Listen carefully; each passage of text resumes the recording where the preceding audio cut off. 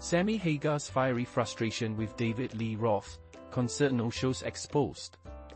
Imagine being on stage, ready to rock out with your fans, only to find out your co-headliner has pulled a no-show at the last minute.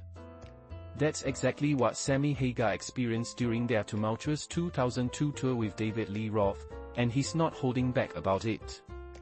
In a candid interview, Hagar recounted the intense frustration that led him to feel like he wanted to break the guy's effing neck over Roth's repeated absences.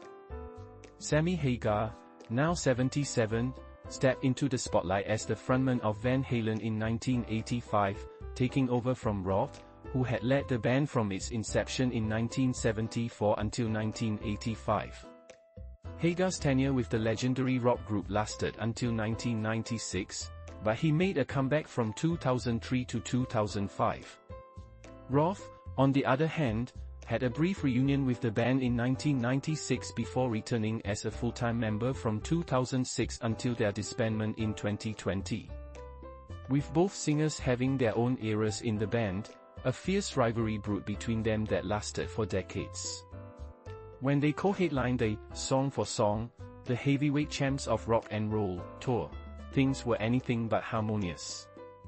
Hagar recently opened up about the experience during an interview with Rolling Stone, revealing just how much Roth's antics got under his skin.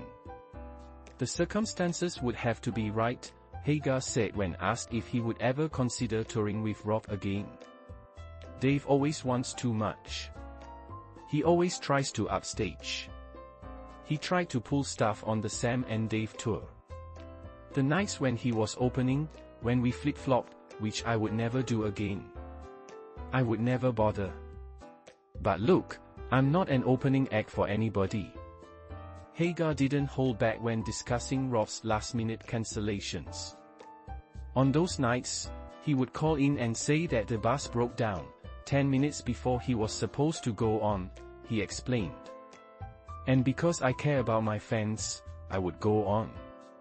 And I did that about 4 times. I wanted to break the guy's effing neck. It's clear that Hagar's dedication to his fans was unwavering, even when faced with Roth's unreliability. The rivalry between these two rock legends has been a long-standing saga, and Hagar didn't shy away from critiquing Roth's performance style. And the stupidest thing is, he did the worst when he headlined, Hagar remarked. He couldn't follow me with a band of kids playing Eddie's guitar solo note for note and playing Eruption and S. He did his whole Van Halen show from 1983, and I'm going, what an idiot. He should have represented himself a little more like who he was as a solo artist. Hagar, who first gained fame in the early 1970s as the lead singer of Montrose, reflected on how fortunate he felt to have a successful solo career before joining Van Halen. He acknowledged the challenges many artists face when transitioning from a major band to a solo act, saying, because even Mick Jagger and people will tell you, being in the biggest rock band in the world and then trying to go solo ain't the easiest. And so I'm saying, I'm a very fortunate guy, and I have my own music and my own image. As for his own performances, Hagar is committed to maintaining his vocal integrity. He emphasized that he won't sing songs he can't perform well, stating, if I can't sing the songs, I ain't going to sing the songs. And fortunately, I got a lot of songs. I got about 600 songs I've written in my life between all my bands and my solo career where I can pick enough songs where I could probably do a show that are low enough to where if I can't hit the high notes. But I don't even want to do that. I don't want people out there screaming for dreams. And I can't do it.